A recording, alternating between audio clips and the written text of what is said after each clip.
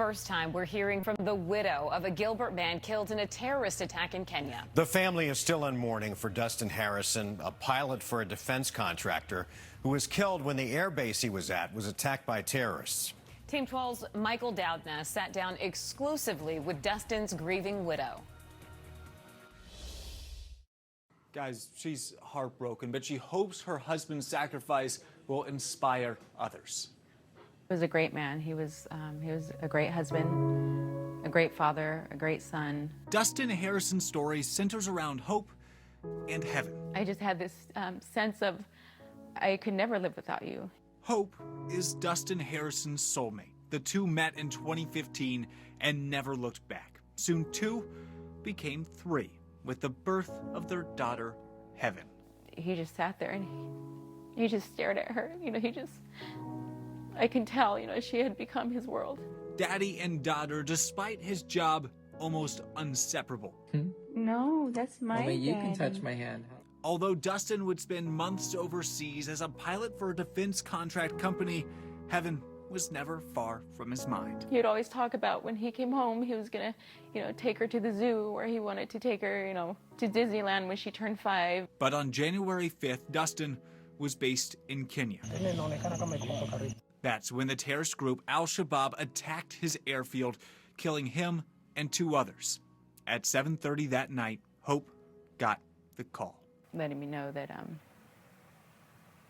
my whole world just crumbled right at that moment.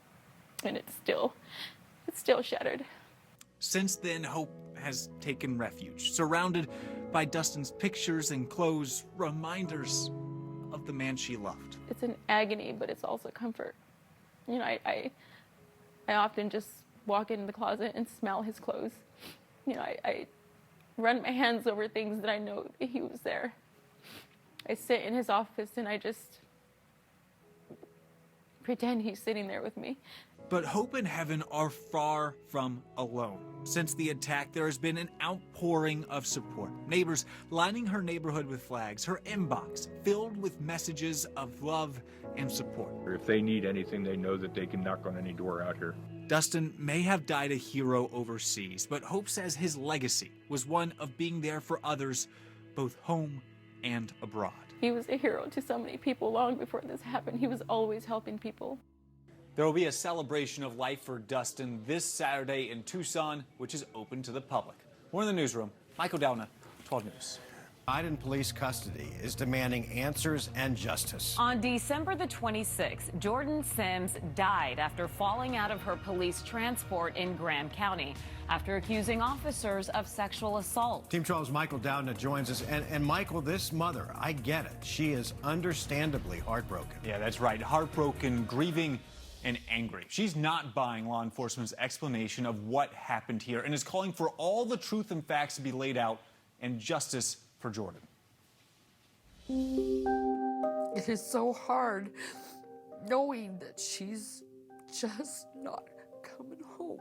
Deborah Sanchez remembering her youngest daughter, who would never return home after leaving the Friday before Christmas. She still has her presents under the Christmas tree. All of this started when, according to Safford police, Jordan was arrested on December 21st for shoplifting and a drug-related warrant. On the 23rd, she was able to call her mother. Her first words are, "Mommy, I need you to listen." On the call, Jordan would give details of the bruises she had and claim she was raped by a Safford police officer. She was telling the truth.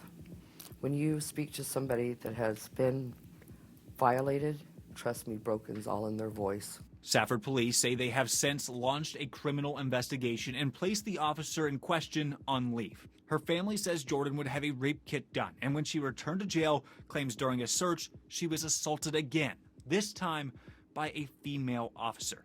Then, 2 days later, police say Jordan was transported for more exams for her claims when disaster struck. And then I get a phone call about 7:19.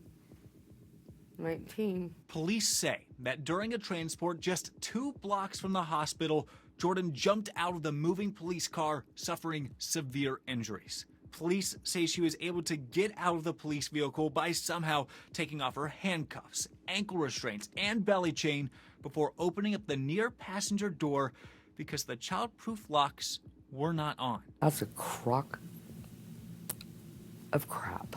Deborah would see her daughter in the hospital on life support, and she does not buy law enforcement's story. They silenced my daughter. They were going to make sure that she couldn't go forward. Jordan would pass away as a result of her severe injuries. Her mother now wants answers, from medical records to an autopsy to body camera footage to the results of that rape kit to find out what exactly happened. And give me the damn truth because my daughter deserves it. And the Department of Public Safety is now investigating Jordan's death to do exactly that and to get to the bottom of this. Guys, back over to you.